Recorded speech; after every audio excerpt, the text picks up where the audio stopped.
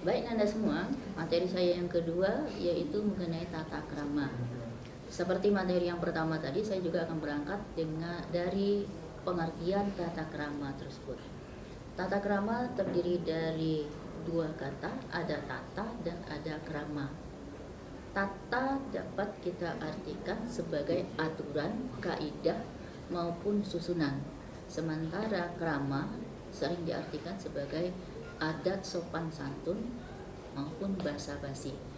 Dari dua istilah tadi, secara sederhana kita dapat artikan tata krama itu tidak lain adalah aturan, kaidah berkaitan dengan sopan santun.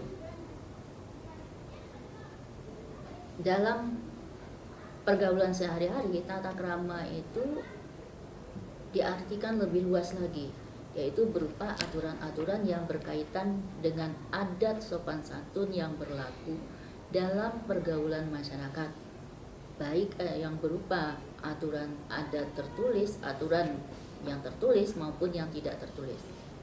Nah, tentu kalian akan bertanya, tujuannya apa sih tata krama itu?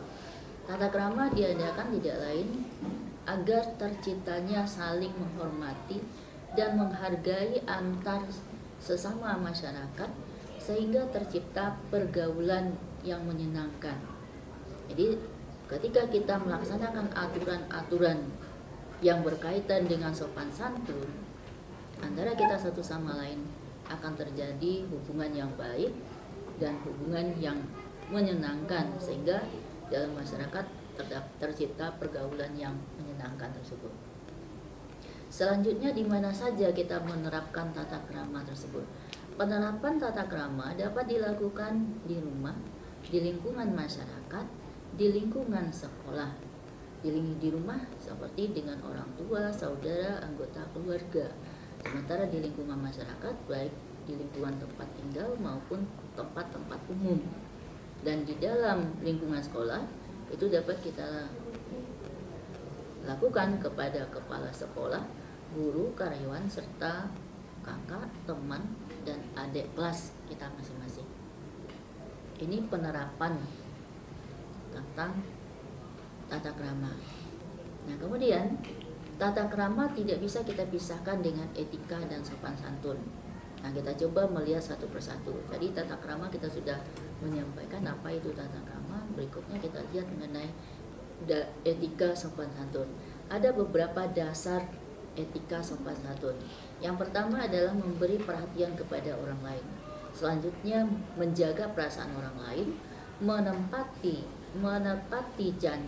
waktu dan janji, memiliki rasa toleransi, dapat menguasai diri, berusaha untuk memahami orang lain. Dengan memahami orang lain, kita dapat menerima orang lain itu apa adanya. Ini beberapa ungkapan yang perlu kita pahami dalam membicarakan tata krama tadi, dalam membicarakan etika atau sopan santun. Berikutnya, manfaat etika dalam kehidupan. Yang pertama adalah membuat seseorang disegani, dihormati, dan disenangi. Orang yang beretika akan disenangi oleh semua orang, karena orang merasa nyaman ketika bersama dengan orang yang mempunyai etika di dalam pergaulan tersebut. Yang kedua, yaitu memberikan kemudahan dalam berhubungan dengan orang lain, tentunya dalam berhubungan baik dengan orang lain. Selanjutnya, memberikan keyakinan pada diri sendiri dalam setiap situasi. Karena ya di dalam kehidupan, kalau kita sudah melakukan segala sesuatu sesuai dengan aturannya, adatnya, tentu kita akan gampang diterima dalam situasi apapun, di lingkungan apapun. Yang berikutnya adalah dapat memelihara suasana baik di lingkungan keluarga, sekolah, kantor maupun masyarakat. Nah, ini beberapa manfaat ketika seseorang dalam kehidupannya menerapkan etika sopan santun tersebut. Nah, etika sopan santun ini bermacam-macam. Nah, pada kesempatan ini akan saya kemukakan hanya 3, yaitu etika berbicara, berpakaian, etika makan dan minum. Beberapa di antara etika berbicara yang perlu kita pahami. Yang pertama adalah berbicara seperlunya. Jadi tidak monopoli pembicaraan. Kita beri kesempatan orang lain juga berbicara. Yang selanjutnya, jangan mengatakan kata-kata yang dapat menyinggung perasaan orang lain. Jadi pilihlah kata-kata yang membuat orang senang. Berikutnya, hendaklah berbicara jujur, terus terang. Karena sekali kalian tidak jujur atau berdusta, kalian harus melakukan dusta-dusta berikutnya untuk menutupi dusta kalian yang sebelumnya. Berikut, jangan menyindir, berlagak sombong, dan merendahkan orang lain. Selanjutnya, hendaklah mengucapkan terima kasih atas pertolongan atau pemberian orang lain. Nah, ini yang sudah mulai berat dilakukan oleh anak muda sekarang. Mereka seakan-akan beranggapan terima kasih itu hanya dilakukan kalau kita mendapatkan sesuatu yang besar. Nah, sementara kita harus mengajar, lakukanlah segala sesuatu itu dalam hal yang kecil lebih dulu, baru kita beranjak kepada hal yang besar. Selanjutnya, sewaktu orang tua berbicara, hendaklah mendengarkan dengan penuh hormat. Ini juga dituntun di dalam agama, menghormati orang tua. Salah satu dalam berbicara. Sepintar apapun kita harus menghormati orang tua, karena kadang-kadang ada yang disampaikan mereka itu yang tidak terpikirkan oleh kita, yang hari ini kita tidak tahu manfaatnya. Nah, jangan sampai kita tidak menghormati apa yang disampaikan oleh orang tua tersebut. Berikutnya, jangan menyela pembicaraan. Selesaikan orang berbicara dulu, dengarkan dulu. Nah, lalu setelah kita mendengarkan, kita akan dapat memilih kata-kata apa yang bisa kita sampaikan, baik untuk mendukung pendapat orang tersebut ataupun juga untuk mengkritik pendapat orang tersebut. Ini beberapa etika berbicara. Selanjutnya adalah etika berpakaian. Etika berpakaian yang akan saya kemukakan di sini hanya beberapa saja.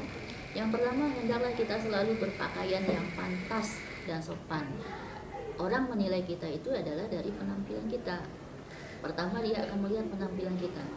Kemudian kebersihan pakaian harus diperhatikan, apalagi di masa pandemi COVID-19 ini, di mana virus katanya dalam bisa berterbangan di udara dan segala macamnya. Jadi kita harus berpakaian menjaga kebersihan pakaian kita sendiri. Yang berikut jangan memakai sandal. Nah, ini biasanya kita menganggap ini acara kita, ini kita udah akrab begitu, padahal yang kita hadapi adalah acara resmi. Nah, untuk itu jangan kita sampai memakai sandal, karena akibatnya nanti akan merendahkan acara itu sendiri.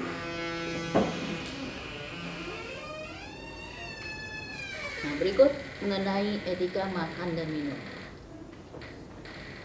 Di antara yang akan saya kemukakan, yang pertama adalah jangan bicara waktu mulut ada terisi makanan. Ini di samping kelihatannya tidak bagus, juga akan berbahaya terhadap kesehatan kita. Kemudian yang kedua adalah mengunyah makanan. Saya ulangi, waktu mengunyah mulut harus ditutup, jangan sampai ada yang dari mulut berterbangan kemana-mana. Berikut, waktu makan, sendok dan garpu jangan sampai bersuara gaduh. Ini biasanya saking enaknya, saking lahapnya kita lupa itu. Nah, ini perlu diperhatikan. Yang berikutnya, jangan mengambil makanan yang berlebihan. Ini seakan-akan sudah menjadi hal yang biasa bagi kita sejak kebiasaan masyarakat mengadakan pesta dengan makan prasmanan Mereka mengambil banyak-banyak, lalu ada yang karena nggak enak, terlalu kenyang, terlalu banyak, lalu dibuang-buang. Ini perlu kita kita perhatikan. Ini salah satu yang perlu kita perhatikan dalam etika makan dan minum. Seperti yang saya sampaikan di atas tadi, antara tata krama, etika sopan santun itu tidak bisa kita pisahkan. Karena dalam prakteknya sering orang menyamakan. Yang terakhir kita akan lihat tentang sopan santun. Refleksi tentang sopan santun ini dapat kita lihat dengan perilaku yang berikut ini. Yang pertama adalah sopan. Sopanlah pertama-tama pada diri sendiri. Memahami bahwa diri ini bermanfaat sebagai manusia atau pantas dihormati. Nah, tanamkan kepada diri kita ini adalah manusia ini. Saya ini adalah manusia. Berikutnya, bagian dari sopan santun adalah memahami bahwa diri saya ini bermartabat, mulia, luhur. Nah, kalau kita sendiri sudah merendahkan diri kita, bagaimana orang lain akan bisa memuliakan kita? Berikutnya, sopan santun adalah memahami bahwa saya unik. Dari kata manusia, M adalah makhluk, U adalah unik. Jadi saya unik, bermartabat, dicintai, dan mampu mencintai. Kemudian sopan santun adalah memahami bahwa orang lain juga bermartabat, mulia, dan luhur seperti diri kita. Jadi untuk itu kita jangan sampai dalam sikap perilaku kita merendahkan orang lain. Nah, ini selanjutnya, sopan santun adalah udara segar bagi kemampuan bergaul kita. Jadi kalau kita sudah sopan, kita santun, kita akan gampang bergaul dengan siapa saja. Yang lebih kecil, yang sama besar maupun dengan yang tua. Kita akan bisa diterima di lingkungan tersebut. Selanjutnya, sopan santun adalah pintu masuk ke adat istiadat setempat. Jadi ketika kita mau memasuki suatu lingkungan, ya kita harus tahu apa tata krama, etika masyarakat di sana, dan lakukanlah itu, ikuti aturan tata krama, sopan santun, etika yang berada di sana. Nah, ini beberapa refleksi dari sopan santun. Nah, sekarang terulang kepada kalian masing-masing, ya. Saya berharap Anda bisa memulai meningkatkan tingkah laku yang beretika, bersopan santun, bertata krama dengan baik. Ya.